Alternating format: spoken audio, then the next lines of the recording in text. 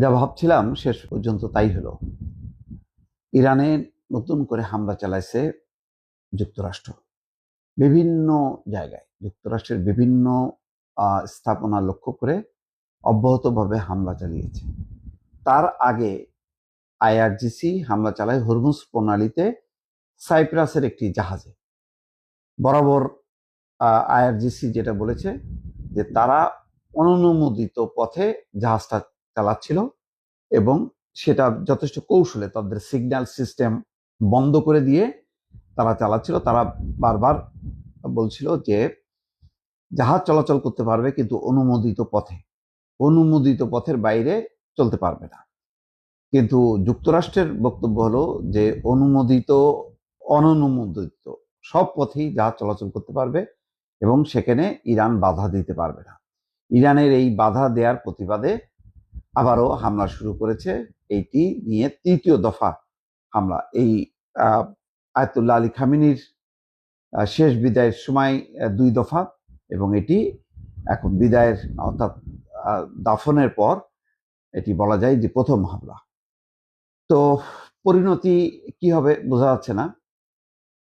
ইঞ্জিনে ক্ষয়ক্ষতি হয়, আগুন ধরে যায় ইঞ্জিনে ইরানের হামলার পর। ফলে জাহাজটি তার যাত্রা অব্যাহত রাখতে পারেনি।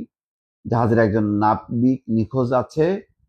এর জবাবে হরমুজ প্রণালী দিয়ে চলাচলকারী বেসামরিক নাবিক এবং বাণিজ্যিক জাহাজে হামলা চালানোর ইরানের সক্ষমতা আরো দুর্বল করতে এই হামলা করেছে আমেরিকা এবং ইসরায়েল সবসময় চমৎকার কিছু যুক্তি উপস্থাপন করে, বলে যে আত্মরক্ষা, তাদের নিজেদের নিরাপত্তা, এই সমস্ত শব্দ ইউজ করে তারা এই হামলাগুলি চালায়। এখন নতুন একটা ট্রেন্ড হচ্ছে এই যে ইরানের সামরিক সক্ষমতা কমানোর জন্য তারা হামলা চালাচ্ছে।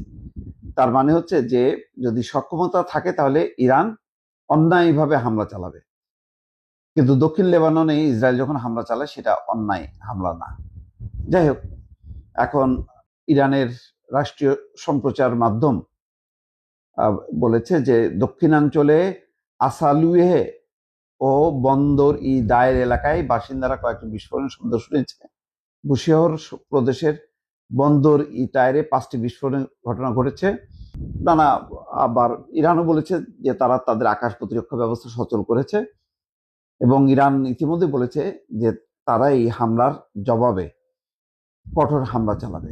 তো পাল্টাপাল্টি হামলায় এটা পরিষ্কার এখন যে সহসাই আর আলোচনা হচ্ছে না। যদিও বলা হচ্ছিল যে আবার আলোচনা শুরু হবে সেই জেনেভায়, কিন্তু সেখানে আর আপাতত এই পরিস্থিতিতে আলোচনা হবে না। বরং এখন পাল্টাপাল্টি হামলা কোন পর্যায়ে পৌঁছায় সেটা এখন দেখার বিষয়। দর্শক।